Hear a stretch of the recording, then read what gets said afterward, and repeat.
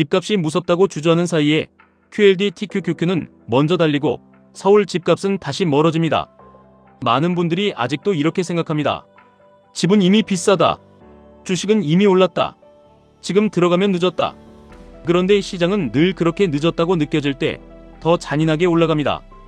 왜냐하면 자산 가격을 움직이는 건 지금 내 감정이 아니라 앞으로 들어올 돈과 유동성 그리고 공급 부족이기 때문입니다.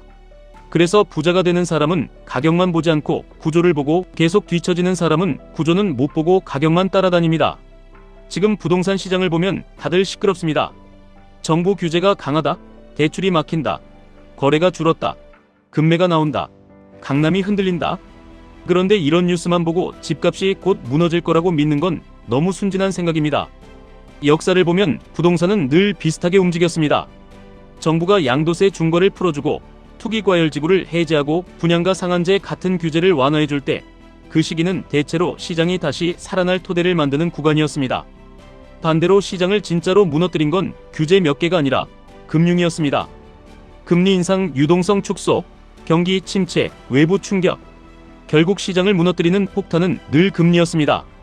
이걸 이해하지 못하면 집을 볼 때도 틀리고 QLD TQQQ를 볼 때도 틀립니다. QLD TQQQ도 똑같습니다. 많은 분들이 레버리지 ETF를 무서워합니다. 변동성이 크니까 위험하다고 말합니다. 맞습니다. 흔들림은 큽니다. 그런데 여기서 중요한 건 흔들린다는 사실이 아니라 무엇 때문에 흔들리느냐입니다. 그냥 뉴스에 공포가 붙어서 흔들리는 건지 아니면 진짜로 금리와 유동성이 뒤집히는 건지 이걸 구분해야 합니다. 부동산에서 금리 인상이 모든 것을 뒤집는 핵심 변수라면 QLD, TQQQ에서도 금리 급등과 성장 기대 훼손은 가장 무서운 변수입니다. 반대로 금리 인하 기대가 살아있고 빅테크의 실적이 무너지지 않고 AI 투자 사이클이 계속 돌아가고 있다면 중간에 조정은 있어도 장기 추세는 쉽게 안 죽습니다. 결국 집이든 주식이든 돈을 벌려면 표면이 아니라 구조를 읽어야 합니다. 지금 왜 집값이 쉽게 안 꺾이는지 생각해 보겠습니다. 첫째, 공급이 없습니다.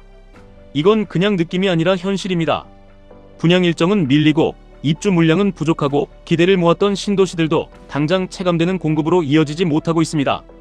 사람들은 공급 얘기를 하면 몇 년 뒤 계획 물량까지 끌어와서 안심하려고 합니다. 그런데 시장은 몇 년 뒤가 아니라 지금 당장 살 집이 있느냐로 움직입니다. 특히 서울과 핵심 수도권은 더 그렇습니다. 사고 싶은 사람은 많고 실제로 살 수 있는 매물은 적고 좋은 입지일수록 희소성은 더 강해집니다. 이 구조가 유지되면 가격은 쉽게 무너지지 않습니다. 둘째, 금리를 공격적으로 올리기 어려운 환경입니다. 내수는 약하고 경기 전체가 아주 탄탄하다고 보기 어렵고 일부 수출업종만 버티는 상황에서 기준금리를 세게 올리는 건 부담이 큽니다. 물가가 조금 흔들린다고 바로 강하게 올릴 수 있는 그림이 아닙니다. 부동산 시장이 무너지는 가장 강력한 조건이 금리 인상인데 그 카드가 쉽게 나오기 어렵다면 시장은 생각보다 오래 버팁니다. 이건 그냥 부동산만의 논리가 아닙니다. QLD TQQQ도 마찬가지입니다. 기술주 랠리가 이어지는 가장 중요한 배경 중 하나도 시장이 금리의 상단을 점점 의식하고 결국 유동성이 다시 완화될 수 있다는 기대를 품기 때문입니다. 자산 시장은 늘 금리와 함께 춤을 춥니다. 셋째, 돈 버는 사람들이 있습니다. 이게 굉장히 중요합니다. 반도체, 조선, 방산, 전력, 원전 같은 일부 업종은 실제로 현금이 돌고 연봉이 오르고 보너스가 살아있습니다. 그런 사람들은 결국 더 좋은 집, 더 좋은 입지, 더 좋은 생활 수준으로 올라가고 싶어 합니다. 이미 집이 있으면 갈아타기 수요가 생기고 집이 없으면 진입 수요가 생깁니다. 공급이 부족한데 구매력이 생기면 가격은 결국 버팁니다. 시장은 공평하지 않습니다. 돈을 많이 버는 계층의 수요는 전체 시장을 밀어올립니다. 그래서 일반 직장인이 집값만 보고 좌절하면 안 됩니다. 오히려 이런 구조를 보면서 나는 어떻게 내 자산을 빨리 키울지 고민해야 합니다. 그때 필요한 도구가 바로 QLD TQQQ 같은 성장 자산입니다. 많은 분들이 이렇게 말합니다. 집이 너무 비싸서 이제는 주식으로 불려야 하지 않겠냐? 맞는 말입니다. 그런데 또 반대로 이런 분들도 있습니다. 주식은 너무 무섭다. 결국 집이 제일 안전하다. 이것도 반은 맞고 반은 틀립니다. 진짜 중요한 건 무엇이 더 안전해 보이느냐가 아니라 무엇이 내 자산 곡선을 가장 빠르게 올려줄 수 있느냐입니다. 서울 핵심지 실거주 기회가 있고 대출 감당이 가능하고 몇 년 이상 버틸 수 있다면 부동산은 매우 강한 무기가 될 수 있습니다. 반대로 아직 종잣돈이 작고 집 한 채 잡기에는 너무 멀고 소득을 자산으로 증폭시키는 속도가 중요하다면 QLD TQQQ는 훨씬 빠른 엔진이 될 수 있습니다.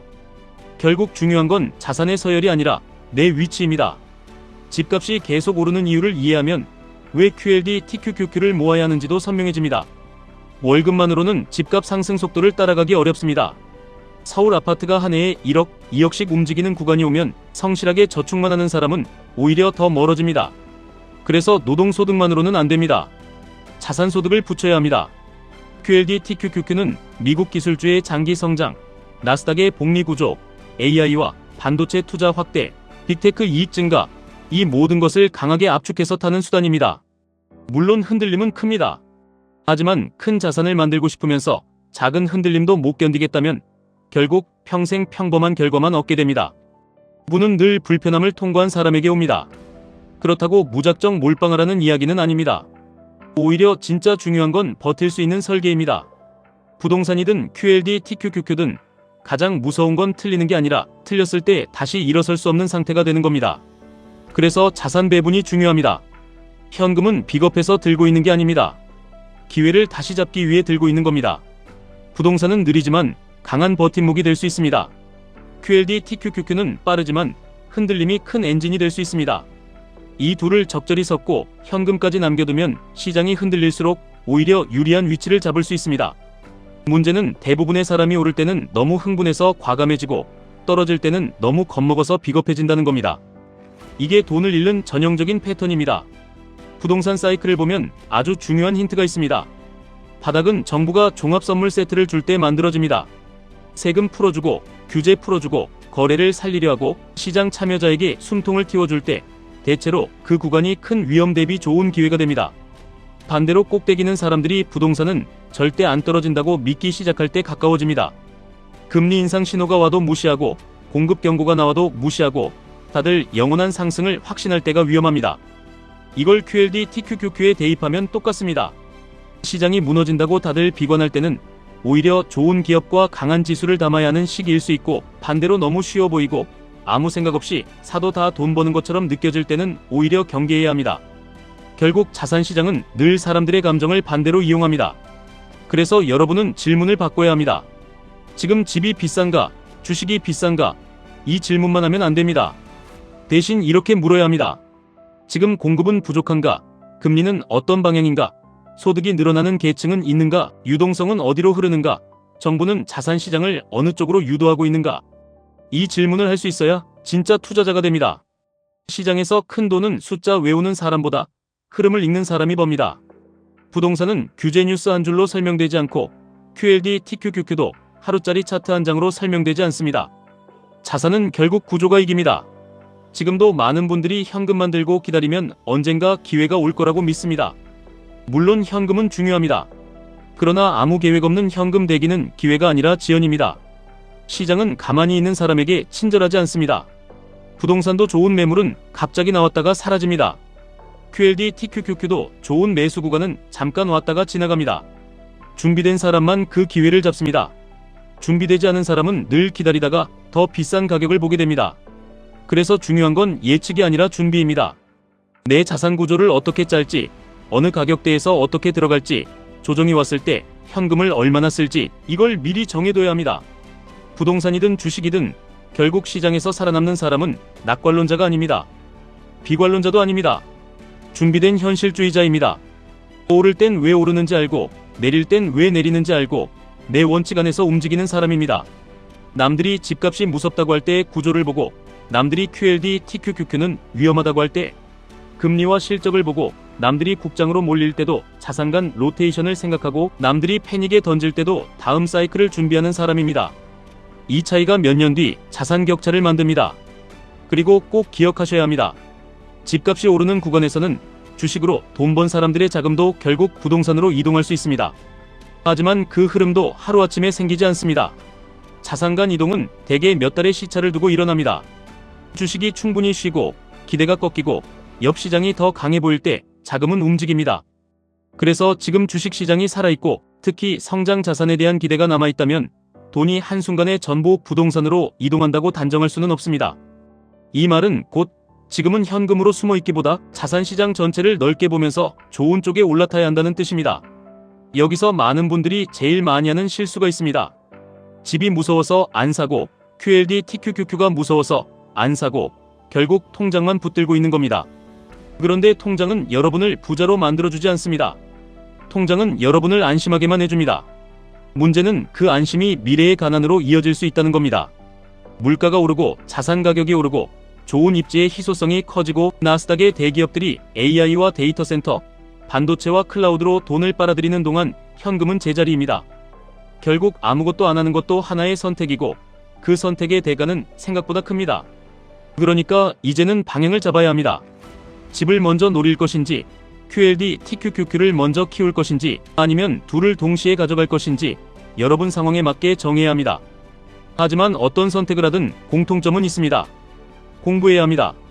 감정적으로 결정하면 안 됩니다. 소비를 줄여서 투자 여력을 확보해야 합니다. 한 번의 승부가 아니라 반복 가능한 구조를 만들어야 합니다.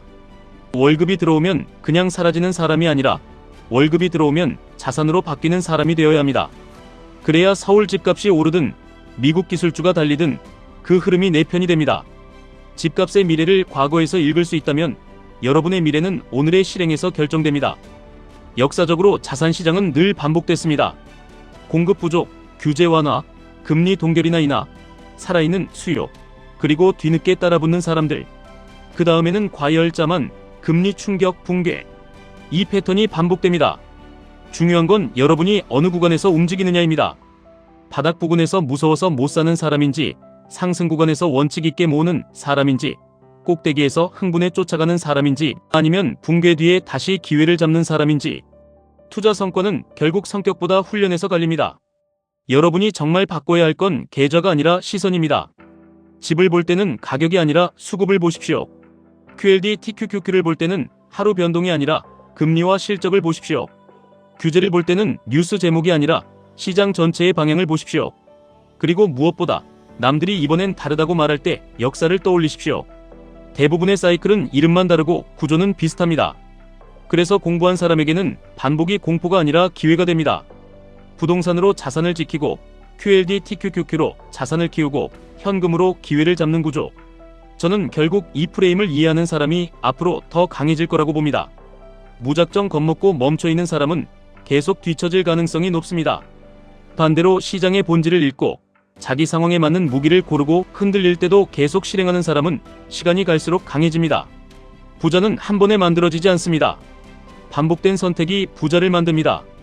그리고 그 반복은 늘 공부한 사람 편에 섭니다. 여러분도 이제 남들처럼 집값 뉴스에 흔들리고 주가 뉴스에 흔들리는 사람으로 남지 마십시오. 왜 오르는지, 왜 안 꺾이는지, 언제 위험해지는지, 무엇이 진짜 신호인지 이걸 읽는 사람이 되십시오. 그러면 집도 더 이상 공포의 대상이 아니고 QLD TQQQ도 더 이상 도박처럼 보이지 않습니다. 그때부터 자산은 남의 이야기가 아니라 내 전략이 됩니다. 그리고 바로 그 순간부터 돈의 흐름이 여러분을 압도하는 게 아니라 여러분이 그 흐름을 타기 시작합니다. 지금 시작하셔야 합니다. 완벽한 바닥을 기다리지 마십시오. 완벽한 확신도 오지 않습니다. 시장은 늘 불안한 사람에게 먼저 기회를 보여주지 않습니다. 대신 준비된 사람에게 짧게 문을 열어줍니다. 그 문이 열렸을 때 들어갈 수 있도록 지금 공부하고 지금 설계하고 지금 행동하셔야 합니다. 서울 집값도 QLD TQQQ도 결국 먼저 이해한 사람이 먼저 가져갑니다. 지금까지 1분 투자 하이젠버그였습니다.